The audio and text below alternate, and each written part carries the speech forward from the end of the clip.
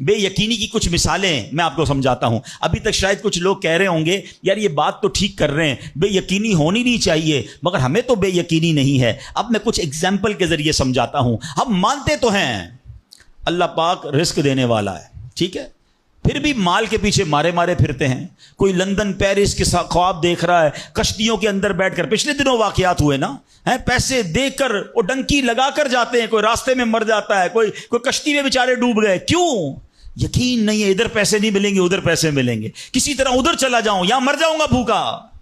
ذرا غور کیجئے اے میرے پیارے اسلام بھائی, کو سود کا کام کرتا ہے, کیوں کرتا ہے سود کا کام؟ یقین نہیں ہے نا کہ حلال کماؤں گا تو پیچھے رہ جاؤں گا. ملاوٹ, رشوت, ڈاکہ, چوری, اگر ان تمام غلط کاموں کے پیچھے آپ دیکھیں تو یقین نہیں ہوتا کہ یار ملاوٹ نہیں کروں گا تو مال نہیں بکے گا, پیسے والا کیسے بنوں گا, غریب ہی رہ جاؤں گا. یقین ختم ہو گیا ہے, جس کی وجہ سے ہر دوسرے آدمی کو جناب غلط کام کرنا ہے. آگے چلیے, ہم مانتے ہیں نماز دنیا بھی سنوار دیتی ہے, آخرت بھی سنوار دیتی ہے.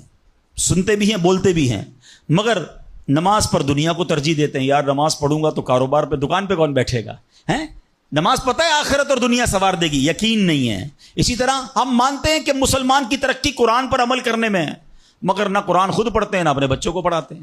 ہم مانتے ہیں کہ اللہ پاک دعائیں قبول فرماتا ہے, مگر بے یقینی ہے, اول تو دعا مانگتے نہیں ہیں, اور مانگتے ہیں تو یقینی نہیں ہوتا. اب یقین کریں, علماء نے لکھا ہے کہ جو بندہ بغیر یقین کے ساتھ دعا مانگتا ہے نا, اس کی دعا قبول ہی نہیں ہوتی ہے. یعنی مثال دیتا ہوں, آپ بیمار ہیں یا پریشان ہیں یا کوئی مشکل میں ہیں, دعا کرتے ہوئے یہ خیال آ رہا ہے یار مسئلہ حل ہونا تو نہیں ہے, چلو پھر بھی مانگ لیتے ہیں. علماء کہتے ہیں حل ہی نہیں ہونا ہے, تمہیں رب پر ہی بھروسہ نہیں ہے. اب مثال دیتا ہوں اس کو ایک بلا تمثیل. آپ کا کوئی ملازم ہے, اس کو پیسوں کی ضرورت ہے, اور وہ آپ کے پاس آ کے کہتا ہے صاحب 5,000 روپے کی ضرورت ہے, مجھے لگتا تو نہیں آپ دیں گے, چلیں پھر بھی آپ سے مانگ ہی لیتا ہوں.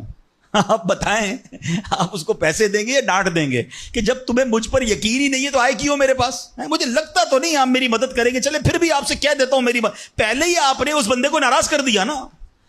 ہم کہتے نہیں ہیں, مگر ہماری بے یقینی یہ کہہ رہی ہوتی ہے اور اللہ سے دعا کر رہے ہوتے ہیں کہ اللہ مجھے امید تو نہیں تو دے گا, پھر بھی میں مانگ رہا ہوں. توبہ توبہ توبہ.